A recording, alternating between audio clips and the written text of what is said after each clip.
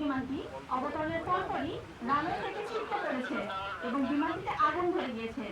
ইতিমধ্যেই বিমানবন্দরের ফায়ার শাখা সহ সংশ্লিষ্ট সংস্থাকে অবগত করা হয়েছে এবং তারা দ্রুততম সময়ের মধ্যে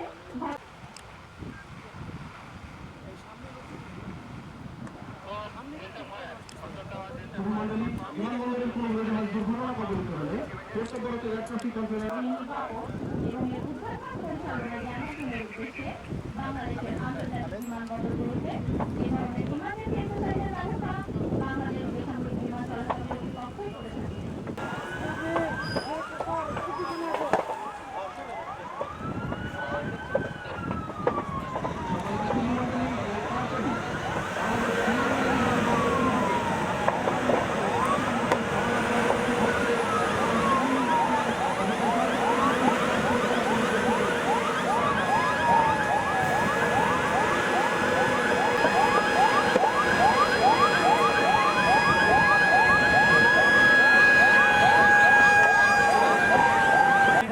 আন্ডারস্ট্যান্ডিং MOU স্বাক্ষরিত হয়েছে। উক্ত MOU মোতাবেক বিমান বাহিনী ঘাঁটি বঙ্গবন্ধু এবং বাংলাদেশ বিমান বাহিনী যে কোনো ধরনের জরুরি অবস্থা মোকাবেলায় 30 জন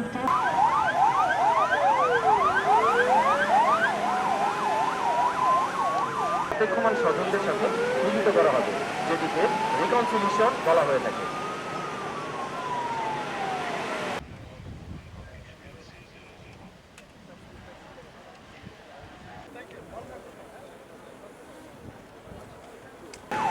আজকের এই মহড়ায় যৌথভাবে অংশ নিচ্ছেন হযরত শাহজালাল আন্তর্জাতিক বিমানবন্দরের সকল সংশ্লিষ্ট বিভাগসমূহ, বাংলাদেশ বিমান বাহিনী, ফায়ার সার্ভিস ও civil defence, Jahanara clinic limited, armed police battalion, Hazrat সেটা যে কতটুকু আমরা আমাদের যে সিস্টেম আছে সেটা কতটুকু কার্যকর তাকে প্রদর্শন করার জন্য এটা একটা আন্তর্জাতিক বাধ্যবাধকতা যে কোনো দেশকে, যে কোনো মেম্বার স্টেটকে এই এক্সারসাইজটি করতে হয়। প্রতিদিন আপনি শুনেছেন আমাদের executive director Shahjalal doctor Kamrul বর্ণনা করেছেন যে এটা প্রতি 2 বছর আগে অন্তর একটা করতে হয়, এটা আইকেআর বাধ্যবাধকতা।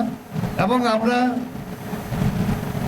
আজকে সুন্দরভাবে এই এক্সারসাইজটি সম্পাদন করা হয়েছে, সেজন্য আমি প্রথমেই অভিনন্দন জানাই হযরত শাহজালাল আন্তর্জাতিক বিমানবন্দরের এক্সিকিউটিভ ডাইরেক্টর এবং তার যে টিম এবং যারা যারা আজকে এখানে এই মহড়াতে অংশগ্রহণ করেছেন, আপনাদের সকলকে আমি আন্তরিকভাবে কৃতজ্ঞতা জানাচ্ছি সুন্দরভাবে এবং প্রফেশনালি এই মহড়াটাকে এক্সিকিউট করার জন্য। সরকার এই সিভিল এভিয়েশনকে উন্নত করার জন্য মাননীয় প্রধানমন্ত্রী জননেত্রী শেখ হাসিনার নেতৃত্বে এই সরকার এই সেক্টরটাকে অনেক বেগবান করার জন্য বিভিন্ন কার্যক্রম হাতে দিয়েছে। তার মধ্যে হচ্ছে যে এটা ক্যাপাসিটি ডেভেলপমেন্ট। আপনারা দেখেছি আমরা ইনফ্রাস্ট্রাকচার ডেভেলপমেন্টের পাশাপাশি ক্যাপাসিটি ডেভেলপমেন্টও আমরা নজর দিয়েছি, যাতে করে বাংলাদেশ আগামী দিনের চ্যালেঞ্জগুলো সুন্দরভাবে মোকাবেলা করতে পারে। ওই ক্যাপাবিলিটির এনহ্যান্সমেন্টের একটা পদক্ষেপ হচ্ছে যে আমাদেরকে জরুরি অবস্থায় আমাদের যে কার্যকরী ভূমিকা আমরা কিরকম ভাবে পালন করছি এবং এই জিনিসগুলো প্রতিনিয়ত আইকেও কর্তৃক এটা অবজার্ভ করা হয়, এটাকে অডিট করা হয় এবং এই বছরই আপনারা জানবেন যে আমাদের ইন্টারন্যাশনাল সিভিল এভিয়েশন থেকে বাংলাদেশে এই বছরই আইকেও এর ফুল স্কেল অডিট হবে এবং ওই অডিটে আমরা কিভাবে এই ধরনের কার্যগুলো সম্পাদন করি তারা পুঙ্খানুপুঙ্খানুভাবে সেগুলোকে দেখবে এবং আমরা বাস্তবে কিভাবে এটাকে এক্সিকিউট করতেছি, আমরা কি মহড়া ঠিক করছে কিনা, মহড়া থেকে আমরা পার্টিসিপেট করছে, তারা কিভাবে অপারেশন করছে, এই ইউনিটগুলোর যে কার্যক্রম আছে সেগুলো তারা প্রত্যক্ষ করবে।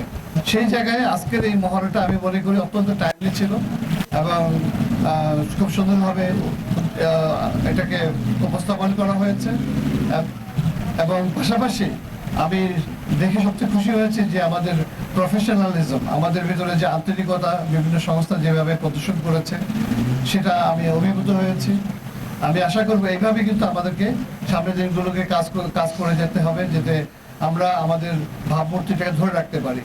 আমরা গর্ব করে বলতে পারি আমাদের দুর্যোগ মোকাবেলায় বাংলাদেশ কিন্তু একটা আন্তর্জাতিকভাবে স্বীকৃত হয়েছে যে Bangladesh is a resilient country. আমরা আমাদের দুর্যোগ মোকাবেলায় বাংলাদেশ সরকারের পদক্ষেপগুলো আজকে কিন্তু বিশ্বব্যাপী ইয়াতে আছে, বিশ্বব্যাপী এটাকে সমাদৃত, সবাই কিন্তু বাংলাদেশকে প্রশংসা করে। আমরা কিন্তু আজকে যে কোনো ধরনের সাইক্লোন হোক, ন্যাচারাল ডিজাস্টার যেগুলো আছে, আমরা কিভাবে হ্যান্ডেল করি, এটা কিন্তু সারা বিশ্ব বাংলাদেশকে একটা এক্সাম্পল হিসেবে দেখে। আমরা সেটা চাই, শুধু ওই ধরনের ন্যাচারাল ডিজাস্টার না, সিভিল এভিয়েশনেও যাতে করে এই যে আমাদের পদক্ষেপগুলো আন্তর্জাতিক ক্ষেত্রে আমরা এক্সাম্পল হিসেবে থাকতে পারি, সেটি আমাদের প্রচেষ্টা থাকবে। সেই জন্যই কিন্তু আমরা ঘন ঘন এই ধরনের কার্যক্রমগুলো আমরা পালন করে থাকি আইকাওর ডিরেক্টিভস অনুসারে, এবং প্রত্যেকটা মহারণার পরে আমাদের যে ভুল ত্রুটিগুলো আমরা চেষ্টা করি এগুলোকে ওভারকাম করে আমাদের যে এসওপি স্ট্যান্ডার্ড অপারেটিং প্রসিজারগুলো আছে, এটা আমরা আবার পুরো এটাকে বলে রিভিউ করি। রিভিউ করার মাধ্যমে এইভাবে কিন্তু আমাদের অগ্রসর হতে হচ্ছে। তা আমি